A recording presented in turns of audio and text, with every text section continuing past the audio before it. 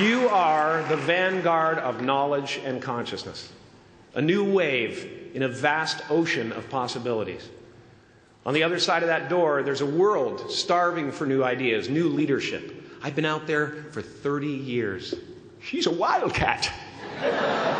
Oh, she'll rub up against your leg and purr until you pick her up and start petting her, and then out of nowhere, she'll swat you in the face. It can be rough out there, but that's okay, because there's soft serve ice cream with sprinkles. I guess that's what I'm really trying to say here today. Sometimes it's okay to eat your feelings. Now, fear is going to be a player in your life, but you get to decide how much. You can spend your whole life imagining ghosts, worrying about the pathway to the future, but all there will ever be is what's happening here, and the decisions we make in this moment, which are based in either love or fear. So many of us choose our path out of fear disguised as practicality. What we really want seems impossibly out of reach and ridiculous to expect, so we never dare to ask the universe for it. I'm saying I'm the proof that you can ask the universe for it. Please.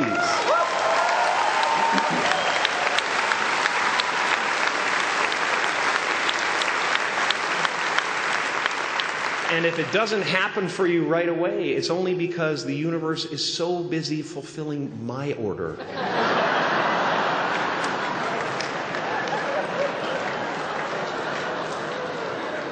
Party size!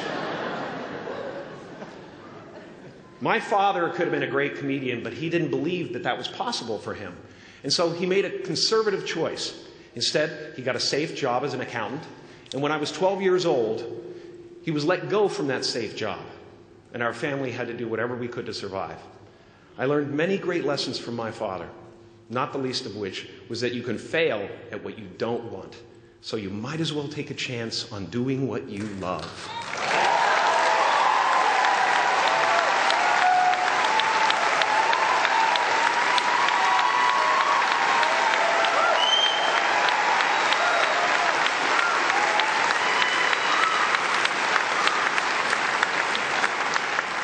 It's not the only thing he taught me, though. You know, I watched the effect of my father's love and humor and how it altered the world around me. And I thought, that's something to do. That's something worth my time. It wasn't long before I started acting up. You know, people would come over to the house and they'd be greeted by a 7-year-old throwing himself down a large flight of stairs. They would say, "What happened?" And I would say, "I don't know. Let's check the replay." I'd go back to the top of the stairs and come back down in slow motion.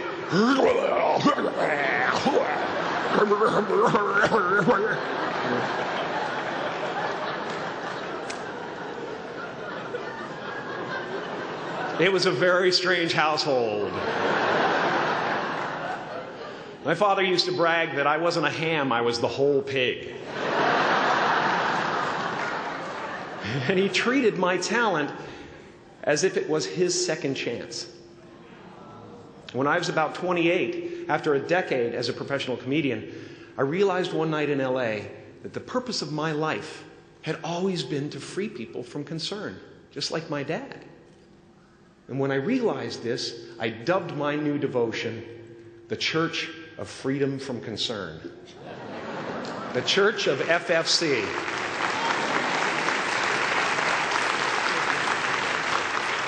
And I dedicated myself to that ministry. What's yours? How will you serve the world? What do they need that your talent can provide? That's all you have to figure out.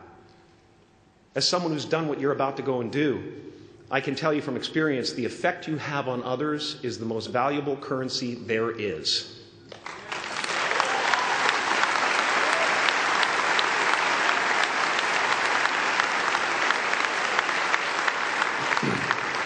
Because everything you gain in life will rot and fall apart, and all that will be left of you is what was in your heart. My choosing to free people from concern got me to the top of a mountain, Look where I am. Look what I get to do. Everywhere I go. I'm going to get emotional because when I tap into this, it really is extraordinary to me. I did something that made people present their best selves to me wherever I go.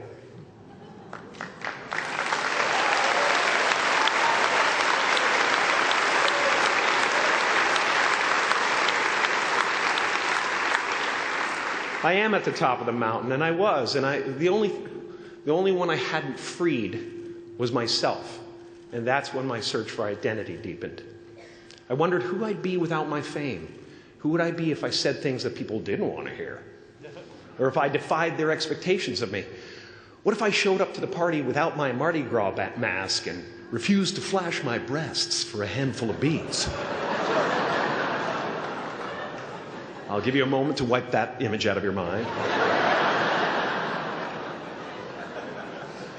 But you guys are so ahead of the game. You already know who you are. And that peace that we're after lies somewhere beyond personality, beyond the perception of others, beyond invention and disguise, even beyond effort itself. You can join the game, fight the wars, play with form all you want, but to find real peace, you have to let the armor go. Your need for acceptance can make you invisible in this world. Don't let anything stand in the way of the light that shines through this form. Risk being seen in all of your glory.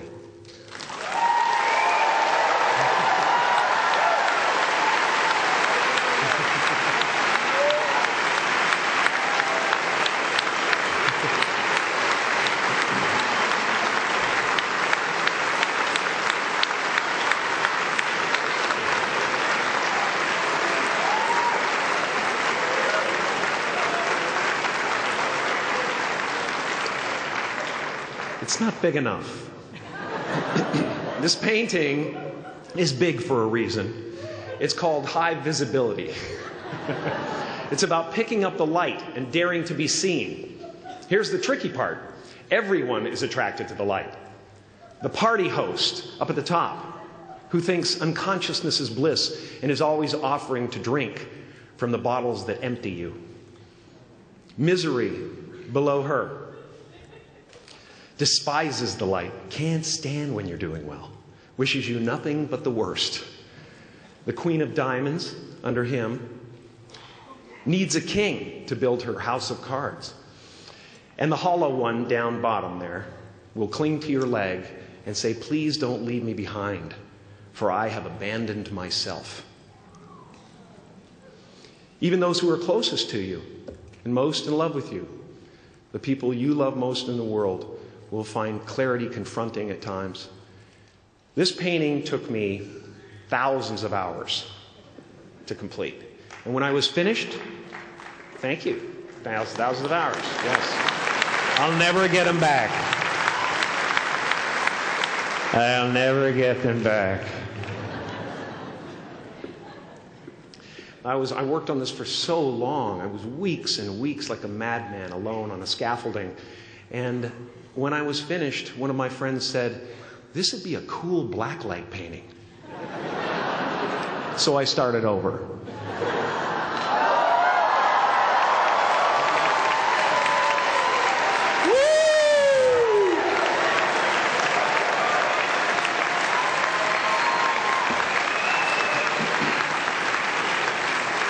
Welcome to Burning Man.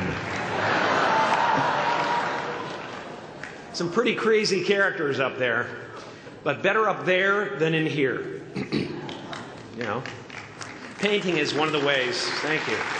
Painting is one of the ways I free myself from concern, a way to stop the world through total mental, spiritual, and physical involvement. But even with that comes a feeling of divine dissatisfaction, because ultimately, we're not the avatars we create. We're not the pictures on the film stock. We are the light that shines through. All else is just smoke and mirrors, distracting, but not truly compelling. I've often said that I wished people could realize all their dreams and wealth and fame and so that they could see that it's not where you're going to find your sense of completion. Like many of you, I was concerned about going out into the world and doing something bigger than myself, until someone smarter than myself made me realize that there is nothing bigger than myself.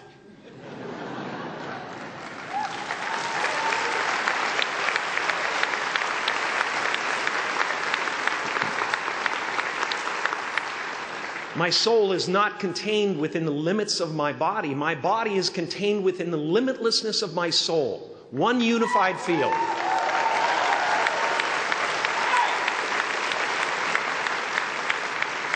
One unified field of nothing, dancing for no particular reason, except maybe to comfort and entertain itself.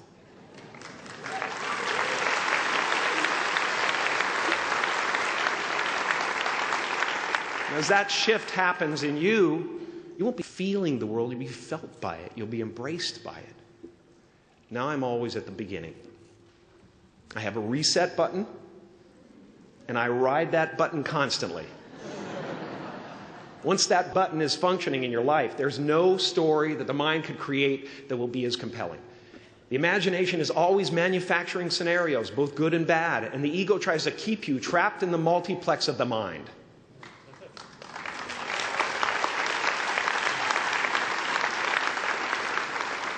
Our eyes are not viewers. They're also projectors that are running a second story over the picture that we see in front of us all the time. Fear is writing that script, and the working title is, I'll Never Be Enough.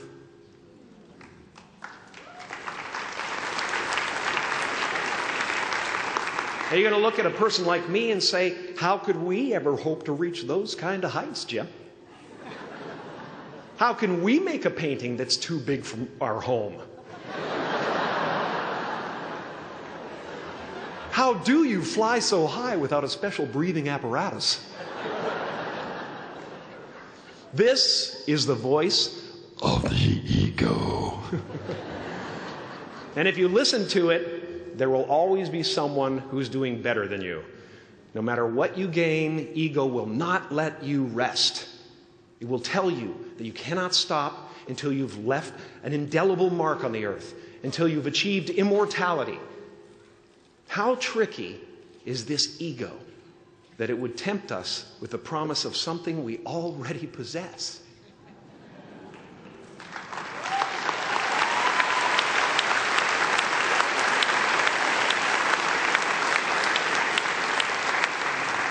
So, I just want you to relax. You know, that's my job. Relax and dream up a good life. I had a substitute teacher from Ireland in the 2nd grade that told my class during morning prayer that when she wants something, anything at all, she prays for it and promises something in return, and she always gets what she wants. Well, I'm sitting at the back of the classroom, you know, thinking, wow, my family can't afford a bike, you know. So I went home and I prayed for one. And I promised I would recite the rosary every night in exchange. Broke that promise. But 2 weeks later, I got home from school to find a brand new Mustang bike with a banana seat and Easy Rider handlebars. Yeah. From fool to cool. My family informed me that I had won the bike in a raffle that a friend of mine had entered my name in without my knowledge whatsoever. So that type of thing has been happening to me ever since. And as far as I can tell, it's just about letting the universe know what you want and working toward it while letting go of how it comes to pass.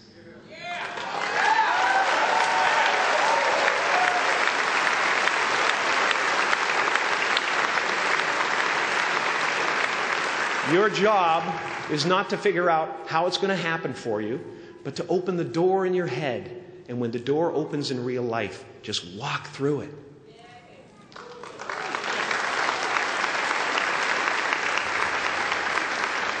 And don't worry if you miss your cue, because there's always doors opening. They keep opening.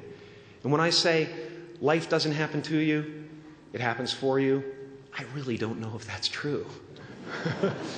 I'm just making a conscious choice to perceive challenges as something beneficial so that I can deal with them in the most productive way. You'll come up with your own style. That's part of the fun. Oh, and why not take a chance on faith as well?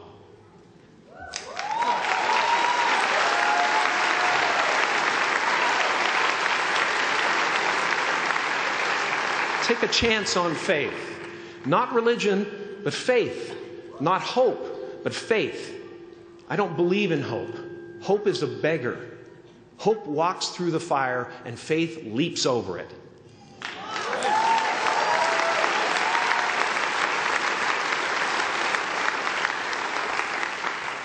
You are ready and able to do beautiful things in this world. And after you walk through those doors today, you will only ever have two choices: love or fear. Choose love, and don't ever let fear turn you against your playful heart. Thank you so much. Thank you, Dad.